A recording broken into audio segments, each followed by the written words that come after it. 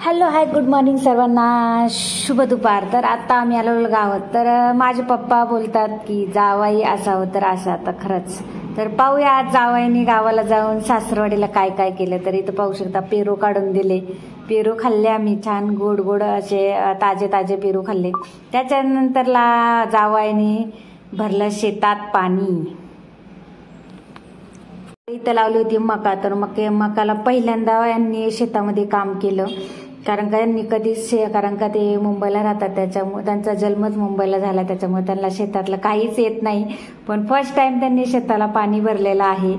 तर शाबासकी, त्यांना शाबासकी दिली मी त्यांना. एवढं जमत नाही पण पहिल्यांदाच केलं, पण म्हणजे थोडं थोडं केलं, करण्याचा प्रयत्न केला, तेच खूप आहे. कारण का कोणी जास्त असं सासरवाडीला वगैरे जाऊन नाही करत, पण त्यांनी पहिल्यांदा प्रयत्न केला की मला भरता येतंय की नाही पाहायचं होतं त्यांना. तर इथं पाणी भरलं. त्याच्यानंतरला पाणी भरल्यानंतरला थोड्याशा गप्पा गोष्टी सगळे आम्ही होतो, झालं जरा.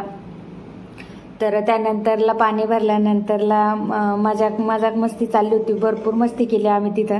त्यानंतरला इथं पाहू शकता, इथं आहे गारवेल, तो वेल आहे जे शेतामध्ये असतात ते वेल आहे.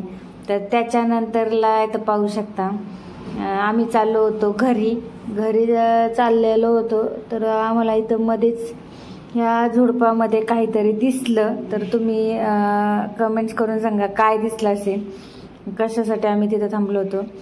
तर त्याच्यानंतरला इथं पाहू शकता, इथं माझी मुलगी आहे. तर हा आहे आमचा डॉगी माझ्या पप्पांचा. तर तो खूप हुशार आहे, दिसतो तसा नाही आहे. माझ्या मुलीची पाठ अजिबात तो कधीच सोडत नाही, जोपर्यंत आम्ही मुंबईला जात नाही तोपर्यंत. इथं आहे माझी आई, कारण का आई गुरांकडे गेली होती, म्हणजे आमच्याकडे भरपूर गाया वगैरे आहे. तर रानामध्ये गाया चारायला सोडल्या ना, तर आई रानात जाते. तर इथं पाहू शकता माझी मुलगी त्याला बोलते तेरा पैर गंदा हुआ क्या. तर मी तिला बोलले मग डोक्यावर उचलून घे त्याला. तर त्याची आणि तिची खूप खूप म्हणजे खूप घट्ट दोस्ती आहे. तर इथं पाहू शकता संध्याकाळी आलो घरी. संध्याकाळी म्हणजे पाणी भरून झालं, आम्ही रानामध्ये म्हणजे शेतामध्ये गेलो होतो, थोडी गवारी वगैरे तोडली, नंतरला गोठ्यावरती गेलो. तर संध्याकाळी इथं जावयानी अजून खूप सारी सासऱ्यांना मदत केली.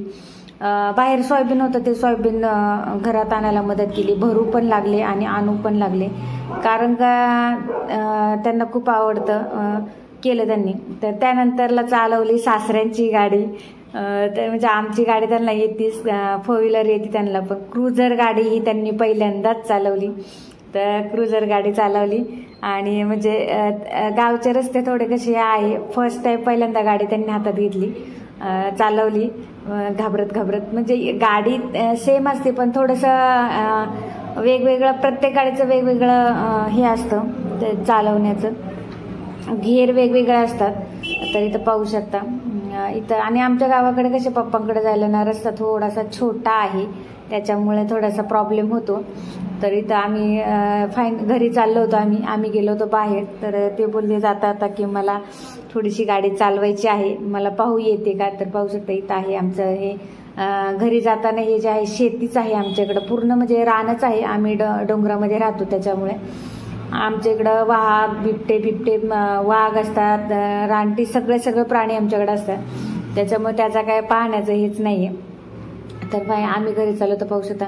आणि पुढून आली एक मोठी गाडी. तर गाडी आल्यावरती रस्ता पडला छोटा आणि सगळी गपलत झाली, जागेवरती गाडी उभी करावी लागली आम्हाला, कारण का माझ्या पप्पांना कशी सवय आहे.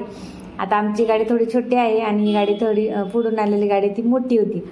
आता 2 गाड्या कशा बसवायच्या, तर मग थोडीशी तिथं एकदम हे कन्फ्यूज झाले की आता गाडी पुढं कशी करायची. त्याच्यानंतरला मग गाडी तिथं उभी केली आणि मग माझ्या पप्पांनी गाडी घेतली, कारण का सवय नसल्यामुळं कसं एवढं जमत नाही अजून, पण चालवली, याला खूप महत्त्व आहे.